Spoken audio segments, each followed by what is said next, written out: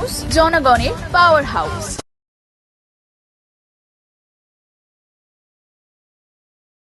আর দ্বিতীয় কি, কিছু তো দিতে পারেনি, 2 কোটি বেকার, 6,93,000 কোটি টাকা ঋণ, শিল্প নেই। তাহলে মহিলাদের কিছু ভোট নিতে হবে। মহিলাদের ভোট নেওয়ার জন্য কিছু 500, 1000, 1200 দিতে হবে। তাই আমি বলি আপনাদেরকে, ফাঁদে একদম পা দেবেন না। আমরা বিজেপি কথা দিচ্ছি, যেদিন রাজ্যে ভারতীয় জনতা পার্টির সরকার হবে, পরিযায়ী শ্রমিকদের বাড়ি ফিরিয়ে আনবো। এসএসসি পরীক্ষা প্রত্যেক বছর হবে ওই মার অনুযায়ী। বেকার শেষ করবো আমরা। আর মাথার ওই স্টিকারটা কবে খুলবেন? ভোটের শেষ হওয়ার আগে না ভোটের পরে খুলবেন? এটাও বলবেন।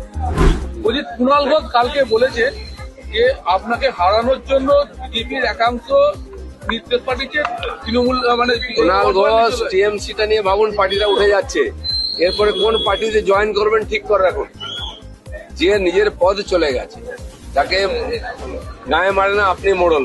বিজেপি নিয়ে ভাবার অনেক লোক আছে, সারা দেশ ভাবছে বিজেপিকে নিয়ে। মোদীর মতন নেতা আছে, দিলীপ ঘোষের বিরুদ্ধে চক্রান্ত করে ওরা কিছু করতে পারেনি, অন্য কেউ কিছু করতে পারেনি। চলো, ধন্যবাদ। বর্তমানে যারা আপনি যখন সভাপতি ছিলেন, পুরনো কর্মী যারা ছিল, তাদেরকে অনেক সময় দেখা যাচ্ছে আপনার প্রচারে, এবং অনেকেই আসছে। প্রচার তো শুরু করিনি আমি। জেলা নেতৃত্বের উপর অভিযোগ। আমি সেই কর্মীদের সঙ্গে দেখা করছি গিয়ে, কালকে বাতারে গেছিলাম, আজকে বলছি যাবো। আমি জানি অনেকে অসুস্থ আছেন, অনেকে আহত আছেন, হাত পা ভেঙে দিয়েছে মেরে, তাদের সঙ্গে দেখা করছি আমি। যখন প্রচার শুরু হবে সব বেরিয়ে পড়বে, ওরাই নেতৃত্ব করবে। কালকে তো দাদা আপনার সামনেই একজন কর্মী ক্ষোভ প্রকাশ করলেন যে দলীয় নেতৃত্বের পাশে পায়নি, আক্রান্ত হওয়ার পর দলীয় নেতৃত্বই খাইয়েছে ওকে, ওর বাড়িতে চাল ডাল পৌঁছে দিয়েছে। কি হয়, যখন অত্যাচার হয়, মানুষ অসহায়, মনে ক্ষোভ থাকে, সেটা বলেছে। আর আমাকে না বললে কাকে বলবে? চুরি করেছেন তাই চলছে। আমরা তো বিস্ময় হয়ে যাচ্ছি যে সারদার সবচেয়ে বড় বেনিফিশিয়ারি মমতা ব্যানার্জি কেন বাইরে? আমাদের তো এজেন্সির বিরুদ্ধে অভিযোগ আছে। সুদীপ্ত সেন এবং গৌতম কুণ্ডুর সঙ্গে ডেলোতে মিটিং করার পরে ও সারদার সবচেয়ে বেশি বেনিফিট যিনি নিয়েছেন, তিনি কেন বাইরে? আমাদের তো এজেন্সির বিরুদ্ধে অভিযোগ আছে। আর ওনাদের যারা গ্রেপ্তার হয়েছেন, জেলে গেছেন মন্ত্রিসভার, তারা চুরি করেছেন বলে জেলে গেছেন, বাকি মন্ত্রীরা তো বাইরে আছে। দাদা, আজকে তৃণমূল প্রার্থী কীর্তি আজাদের সামনেই 2 তৃণমূল নেতা মারপিট হয়েছে, কি বলবেন? না, এগুলো তো ওদের আছে, এটার জন্য পুলিশ আছে আর আইপ্যাকের লোক আছে, ওরা গিয়ে মেটাবে। এই পার্টিটা তো এখন কর্পোরেট পার্টি, পুলিশ নির্ভর পার্টি। দাদা, সিপিএম এর দাবি তৃণমূল এবং বিজেপি টাকা দিয়ে নাকি ভোটের প্রচার করছে। সিপিএম এর দাবি, পার্টিটা নেই এখানে। ওদের প্রার্থীকে জিজ্ঞেস করুন, সব্যসাচী বাবুকে, যে সীতারাম ইয়েচুরির সঙ্গে ডেরেক ওব্রায়েন কালকে বসেছিল কেন দিল্লিতে? পশ্চিমবাংলার লোককে কি টুপি পরাতে চাইছে না মূর্খ পেয়েছে? সীতারাম ইয়েচুরি গিয়ে মিটিং করবে কয়লা ভাইপোর সঙ্গে, পিসির সঙ্গে, আর এখানে এসে বলবেন চোর ধরো জেল ভরো। দুটো একসঙ্গে হয় না। দিদি যখন ছিল আমি সঙ্গে ছিলাম, যখন পিসি হয়ে গেছে আমি আর সঙ্গে ছিলাম নেই, আপনাদের সঙ্গে চলে এসেছি। এই পিসি মনে আমতার আনিস খানের সঙ্গে আমার কোনো পরিচয়ও নেই, কোনো ভাব ভালোবাসা বা বিরোধও নেই। আনিস খান ফেসবুকে পোস্ট করেছিল, উলবেড়িয়ার একটা লম্বা মন্ত্রী আছে, তিনি কেন্দ্রীয় সরকারের জল জীবন মিশনের টাকা ঝাড়েন।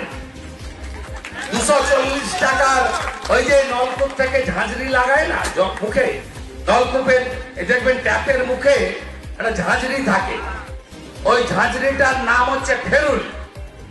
ওইটা মল্লিক বাজারে 240 টাকায় পাওয়া যায়।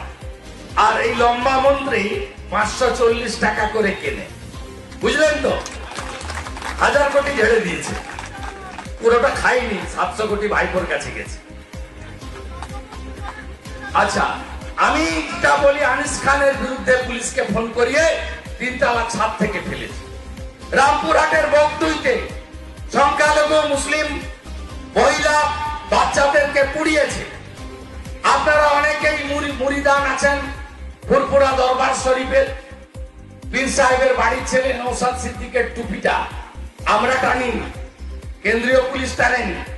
মমতা ব্যানার্জির পুলিশই কলকাতায় ধরে টেনে 39 দিন জেলে রেখেছে। আর এই কদিন আগে যে গার্ডেন নিচে পুকুরের উপর তৈরি করা বাড়িটা ধপ করে পড়লো না, তাতে ফিরাদ হাকিম আর শামস ইকবাল এরা কেউ চাপা পড়েনি, কিন্তু চাপা পড়েছে 12টা সংখ্যালঘু গরিব। আপনারা হলেন তেজপাতা মমতা ব্যানার্জির কাছে, তরকারিতে লাগে কিন্তু খাওয়া যাবে না। আপনারা যদি এবারও ঝাঁক বেঁধে গিয়ে জোড়া ফুলে ভোটটা দেন, এত বড় ভুল আর দ্বিতীয়বার হবে না। তাই মোদিজির স্লোগান সবকা সাথ, সবকা বিকাশ, সবকা বিশ্বাস, সবকা প্রয়াস, এটাই হলো আমাদের নীতি। আপনি বলুন, এখানে একজন ভাটাংশু বলে দাঁড়িয়েছে, তিনি রেখা পাত্র দলিত কন্যার নামে বলেছে স্বাস্থ্য সাথী নিয়েছে, যেন তৃণমূলের পৈতৃক সম্পত্তি, সরকারি স্কিম। আমি ভাটাংশুদের বলি, করোনার কটা ভ্যাকসিন নিয়েছো ভাই? কটা ভ্যাকসিন নিয়েছো? তুমি দুটো, তোমার বাবা দুটো, তোমার মা দুটো, আর যদি কেউ থাকে দুটো তিনটে বুস্টার ডোজ। কত টাকা দিয়েছো? আমরা তো বলি না এটা মোদি ভ্যাকসিন। তোমরাই বলেছিলে মোদি ভ্যাকসিন, পরে তোমরাই আগে গিয়ে নিয়েছো, আমাদের লাইনে দাঁড়াতে হয়েছে। আর তোমরা বিয়ে মহিষদের সঙ্গে লাইন করে তোমরা আগে নিয়ে নিয়েছো। এদেরকে উৎখাত করতে হবে। মোদিজি ভেদাভেদের রাজনীতি করেন না। বন্দে মাতরম যদি বলেন, জাতীয় সঙ্গীত যদি গান, 26শে জানুয়ারি 15ই আগস্ট যদি দেশের পতাকা তোলেন, তার সঙ্গে আমাদের কোনো বিরোধ নেই। তার সঙ্গে ভারতীয় জনতা পার্টির কোনো বিরোধ নেই। ভারতীয় জনতা পার্টি রাষ্ট্রবাদে বিশ্বাস করে, নেশন ফার্স্ট মন্ত্রে বিশ্বাস করে।